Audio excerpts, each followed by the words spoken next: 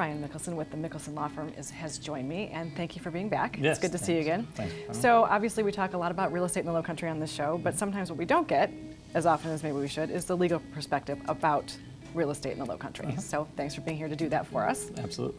So let's start with, if somebody's relocating or maybe they're looking to buy a second home here, it's different in the Low Country when you buy a home. So tell us what some of those differences are. Yeah, so first of all, you have to use an attorney, which some people in other parts of the country don't understand. So you will have to have an attorney involved to get a real estate closing done. Okay. Secondly, we don't usually sit around a table all together. People are used to sitting around a table all together, passing the papers around, and then getting their keys and leaving. Right. We are usually working with another attorney. That other attorney would have their seller, if we're representing the buyer, sign at their office, kind of at their leisure on the day of closing. Yeah. So we never know when that's going to come. A lot of times we get that the day before or the day of, and then we're able to process everything faster. And we kind of have to wait with lenders involved and third parties to get all the funding in place and everything like that. So the biggest difference is we don't all sit around a table. Yeah. We require wires to come through for the money in South Carolina, and we also have to kind of work with another law firm, usually remotely, to get everything put together and get people on their way with their keys. Okay, interesting. So what is kind of a timeline? So since that is a little different, what is a timeline that somebody can expect? Yeah, so the day of closing, you're usually signing, if you have a lender involved, you're usually signing for about 45 minutes. That signing, 45 minutes to an hour. Once that signing's done, every lender is different on what we have to do. So a lot of times, the lender doesn't require anything from us, and we can get the funding and everything in place right away if we have everything from the seller's side. Other times we have to send things into the lenders, and it can take hours before we get approval. Yeah. So it just depends on the lender and what's involved with the third parties that we're working with.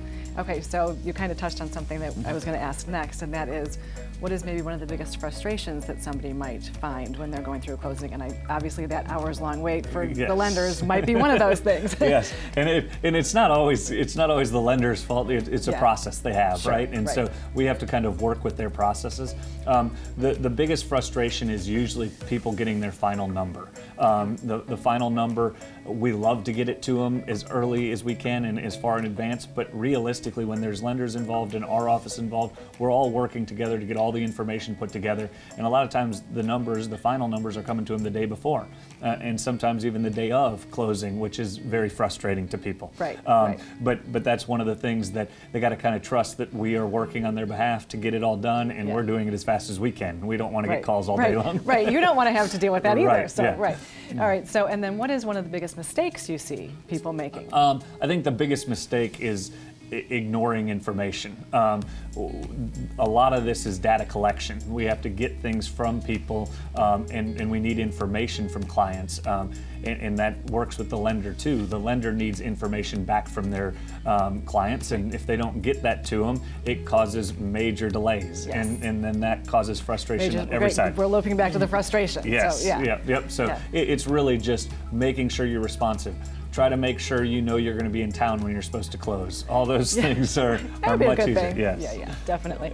So tell us a little bit about your law firm. I know you're in Bluffton in the Promenade. Yep. Tell us a little bit more about your practice. Yeah, so our main mission in the community is to getting to know our community and clients as we help navigate life's trials. And we've used that kind of as a way to kind of embody in our staff and the attorneys that we want to both not only know our community but know our clients, and that starts with somebody always answering the phone. We have a larger staff than a lot of law firms from just a real estate standpoint, so we have people answering the phone all day, which sometimes leads to frustration on our end and other people's ends when you can't get somebody on the phone. Right. So I think that's one of the things we strive to do, is to communicate as good as we can.